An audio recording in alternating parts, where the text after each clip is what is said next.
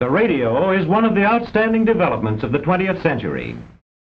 With modern radio sending and receiving equipment, it is possible to establish communication instantaneously from any place at any time. The radio brings into the home, the schoolroom, the hospital, and the office music by leading artists, drama by outstanding actors, speeches by men in public life, and news of world events, together with weather and market reports. Commercial and military aviation depend on radio. The radio operator communicates with other planes and with ground bases.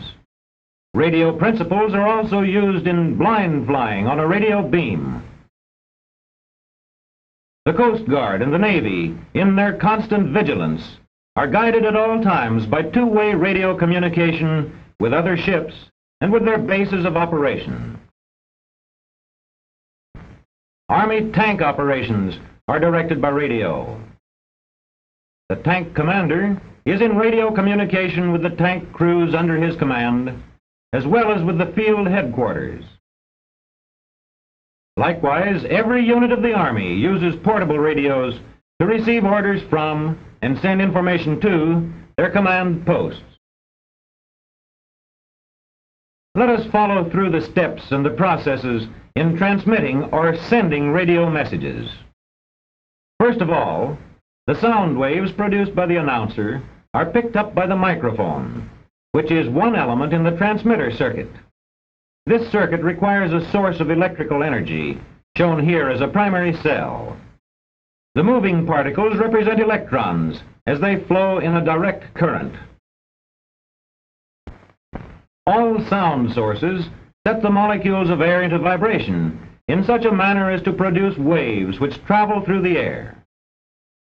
In the radio studio, these waves strike the diaphragm of a microphone.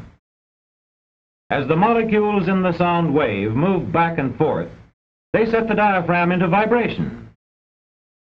In the carbon microphone, each time the sound waves push the diaphragm in, it presses upon a mass of carbon granules and reduces their resistance to the flow of electricity. Thus, more electrons can flow in the circuit. Each time the diaphragm moves out, the carbon granules separate. The resistance to the current is increased. Now, fewer electrons can flow in the circuit. Thus, in the microphone, the movement of the diaphragm regulates the flow of electrons in the transmitting circuit and changes the steady direct current into a pulsating direct current.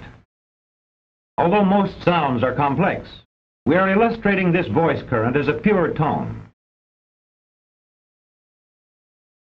At the top, we now trace out a curve to represent the pulsating direct current. All these processes are slowed down in these animated drawings in order to show clearly how the electrons move in the circuit. In this schematic transformer, the primary coil, which is a part of the transmitter circuit, is at the left, and the secondary coil is at the right. As the current increases in the primary coil, it builds up a magnetic field which sweeps across the loops of the secondary and starts a flow of electrons. When current in the primary decreases, the magnetic field collapses and the lines of force cut back through the secondary coil. Now electrons in the secondary flow in the opposite direction. When the magnetic field builds up, the secondary current flows in one direction. When the magnetic field collapses, the secondary current flows in the opposite direction. A current which flows in one direction and then reverses to flow in the other direction is called an alternating current. At the top, we now trace out a curve to represent the alternating current in the secondary. When the curve crosses the zero line, it shows that the current is changing direction. The monitor in the control room controls the quality of the sound as it goes on the air. The monitor balances the sound from the various sources to achieve the desired blend. The voice current, or the audio frequency current, as it comes from the transformer, is amplified by vacuum tubes, such as these. Let us retrace the main events in the audio frequency circuits. The microphone brings about a pulsating direct current. The transformer changes this to an alternating current. Vacuum tubes amplify this alternating current, which then goes to the modulator tube. The broadcasting station uses a high-frequency current called the carrier wave to transmit the message. A generator supplies a direct current to the oscillator tube. The oscillator tube changes this direct current to a high-frequency alternating current of several 100,000 cycles per second. The box below this oscillator tube contains a quartz crystal which keeps the carrier wave at a constant frequency. This radio frequency current also goes to the modulator tube. This is the modulator tube, in which the radio frequency current is modulated by the audio frequency current. In the modulator tube, the audio frequency current shown at the lower left modifies the radio frequency current shown above according to the strength and the frequency of the voice current. This is called modulation.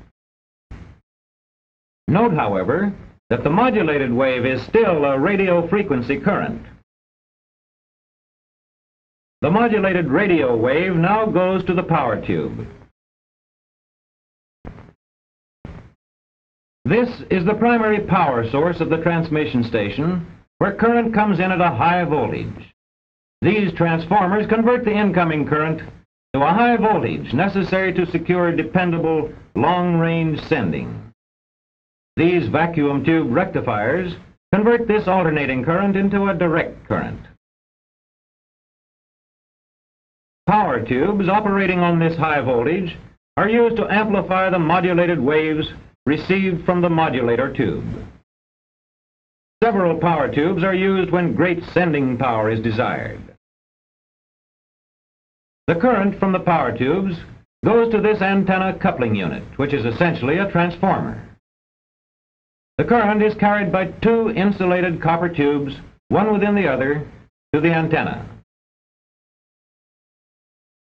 To review the events, the modulated radio frequency current coming from the modulator goes to the power tubes. The power tubes amplify this current, which then goes to the antenna. This antenna consists of two steel towers and a central wire supported by a cross cable between them. Radio waves are sent out in all directions. Thus, from the power tube, the modulated radio waves go to the antenna. The radio messages leave the antenna as electromagnetic waves and travel out into space with the speed of light. For special events, this portable device broadcasts by shortwave to a local station for rebroadcast, or it may be even used as a receiver. Let us recapitulate the events in radio broadcasting. Sound waves strike the diaphragm of the microphone. A pulsating direct current is set up in the transmitter circuit. This is changed by the transformer to an alternating current, which is amplified and sent to the modulator tube. A generator delivers a direct current which the oscillator tube changes to a high-frequency current, which is fed into the modulator tube, where it is modified by the audio frequency current coming from the microphone. The modulated current is boosted by the power tube, which is coupled to the antenna. Here the radio frequency sets up electromagnetic waves, which travel out into space with a speed of 186,000 miles a second. When these waves strike the antenna of a receiving set, this entire process is reversed. We hear sound originating at that very moment, hundreds or even thousands of miles away.